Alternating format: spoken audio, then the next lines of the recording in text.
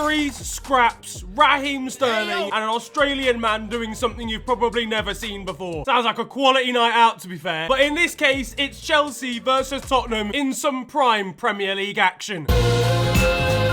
It's obviously not a night out for me because I'm a child of God. I don't indulge in. Ladies and gentlemen, we have actually just witnessed prime Barclays Premier League football. None of this no sponsorship Premier League malarkey. This is 06-07 Premier League years stuff. It was bonfire night in the UK, but it was Christian Romero's terrorism letting off explosives in the London dark. This first half was box office. This football match is going to need to be studied by a man with a PhD in the future. Historians are going to be looking back at what Ange Postecoglou did on a Monday night in North London.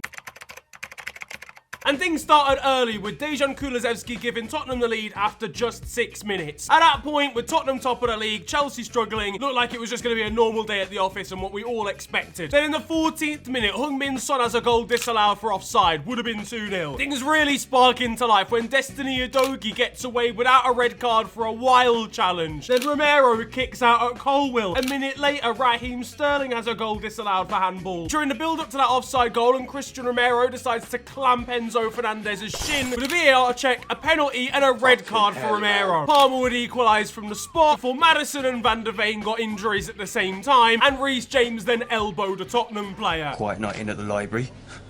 Not. This was 45 minutes worth of football. That's an entire EastEnders plot. Honestly, I think there were 5 disallowed goals, but truthfully, I lost count during this one. VAR officials are getting overworked and underpaid in the office. To be fair, it's good to know that they can actually use VAR at the Tottenham Stadium from time to time. The VAR screens were malfunctioning by the 30-minute mark with how often they were getting used. That thing was looking like a Game Boy Color by the end of the match. The first half was pretty much a Gary Neville compilation. Obviously, I think it started with Udogie, I'm not gonna lie, and London derby, Chelsea v Tottenham, is always quite fiery. Remember Battle of the Bridge back in 2016 when Leicester won the Prem? This was the sequel. This was number 2, the tussle at Tottenham. No. Tottenham players were feeling a little bit feisty, going in for a challenge every 3 minutes in this one. Well, what I might do is I might smash into somebody just to make me feel better. The referee was getting his money worth for the cards that he ordered on Amazon before kickoff. Destiny Udogie was ready to scrap anybody that got within a 3-meter radius of him. Let's fucking have it. Truthfully, getting sent off in this one was his destiny. We could all see it coming from the start. Didn't matter though, because Sarr, Romero, Colwill and James were having a brawl somewhere else on the pitch. Imagine Jose Mourinho had been involved in a game like this. I'm telling you now, if he'd been in one of the technical areas and Conte was in the other one, as managers, this would have genuinely ended in chemical warfare. Heritage. As I mentioned, Chelsea, I think, were quite unlucky, really, to have Caicedo's goal disallowed. Would have been his first for the club after his British record transfer fee earlier in the summer. He had a difficult time, so I'm sure it would have been nice for him to get that confidence boost, but at least Chelsea did get that penalty in the end, thanks to a horror challenge from Romero. What are you doing? Do you ever even see someone get sent off for serious foul play in the area? When was the last time someone just absolutely clotted into somebody's shins inside the 18-yard box? People obviously saying that he got the ball first, but the day and age of being able to say, oh, I got the ball, but I also broke the man's leg is behind us now. We've evolved past that. So he had to go. He has to go, blood. I'm sure he had his complaints, but he can cry at home now. So now it's 1-1. Tottenham are down to 10 men. The whole dynamic and momentum of the game has completely shifted. But at least Tottenham, have some of their best players on the pitch now.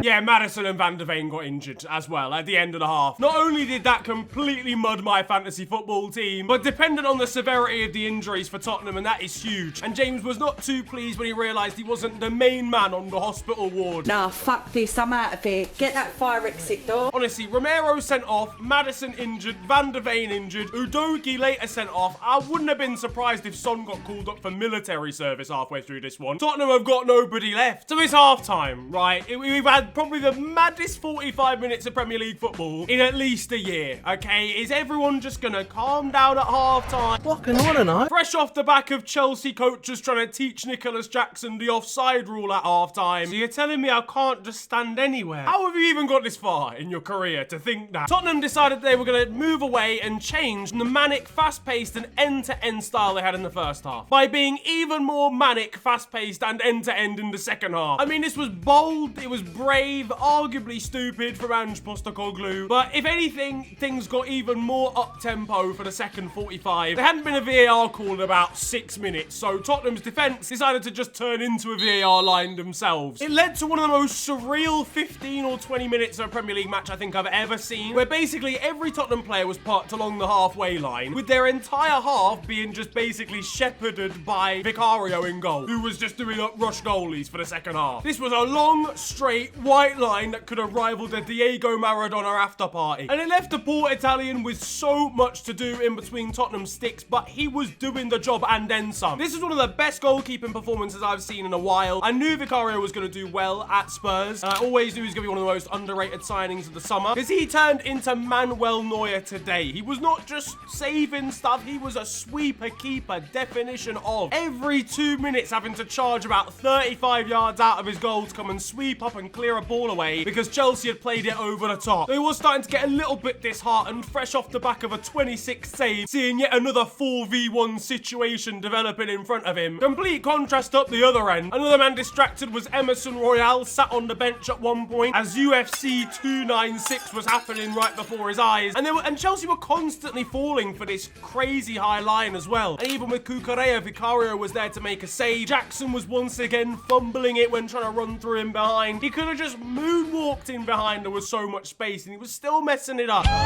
And that would continue because Destiny Udogie would get sent off and bring Tottenham down to 9 men. But as soon as it went to 9, it was surely inevitable that Chelsea were going to pull something out of the bag. And that's exactly what happened, as Tottenham finally broke, Chelsea finally broke their line and squared it across for Nicholas Jackson to make it 2-1. And he was starting to believe his own hype after finally scoring his 14th opportunity of the game against 9 men. And I thought to myself, wow, I am the best in the world at what I do. It was kind of like watching the Tottenham of old eventually, with the amount of players that came on. Eric Dyer even made an appearance after Tottenham were wanting to ship him off in January. Raheem Sterling couldn't believe his hairline development when he made it back onto the pitch. They're not doing that with that on your head, big man.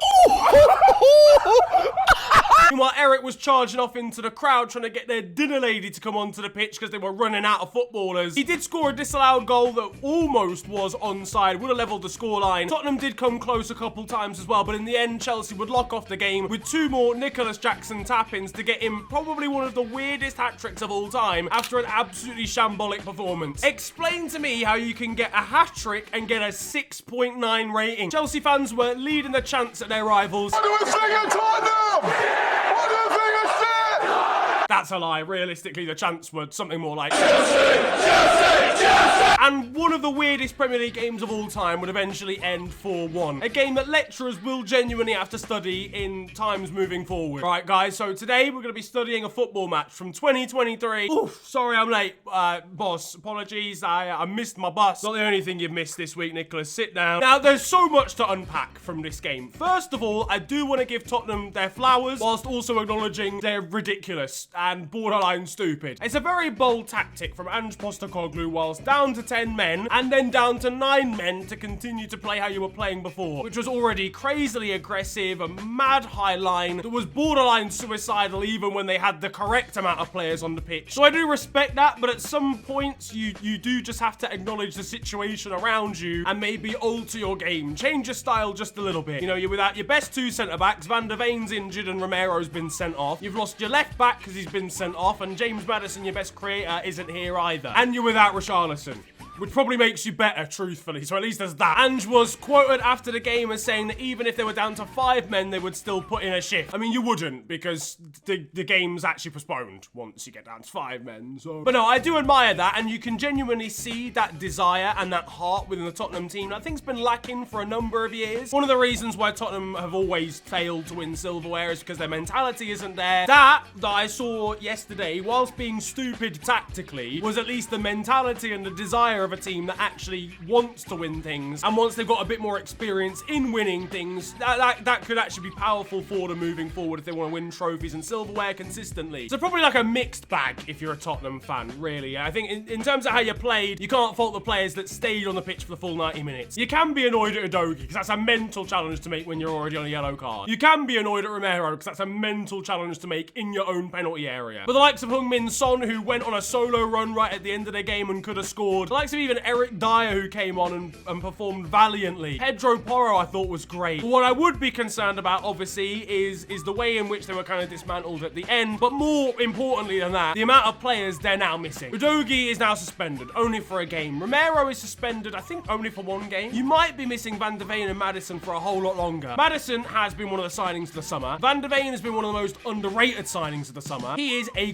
quality centre-back, all right? Van de Ven, we're going to look at Tottenham and their centre-back partnership of Romero and him, and it's going to be one of the best centre-back partnerships in the league. Like, top 3 centre-back partnerships in, like, 2-3 years. That is a massive miss if they're both out for even a month, especially a busy time period like is coming up around Christmas and New Year. Is this going to cause a little bit of a wobble? You know, how they bounce back from this result and losing so many players in one go will determine whether they're actually bona fide, like, Premier League title contenders, whether they're just top 4 quality, or whether they're just going to fall off entirely. If anything, I'd almost be more concerned if I was a Chelsea fan than a Tottenham fan. The mad thing is, I still had no faith they were going to win the game when Tottenham were down to 10 men, but there are at least signs of life for them as well. Enzo Fernandez is a baller, Caicedo looks like he's grown a bit in confidence, and Cole Palmer is sick. But what do you make of one of the most ridiculous football matches the Premier League has ever seen? Chelsea 4, Tottenham 1, told anything but the story, I think. Where do you think Tottenham go from here? Obviously, without a lot of first-team players now, either through suspension or through injury. Are they going to fall apart? Are they still going to challenge? Let me know down in the comments section. If you're a Chelsea fan, what do you make of the situation too? But that is going to wrap up today's video. I hope you have enjoyed. If you have, feel free to slap a like on the vid, and of course, subscribe if you're new. You can also follow me on social media. It is at @theofficialfng on Twitter and on Insta and on TikTok. But it's been a pleasure ranting at you guys today. Have a wonderful day. Enjoy yourselves,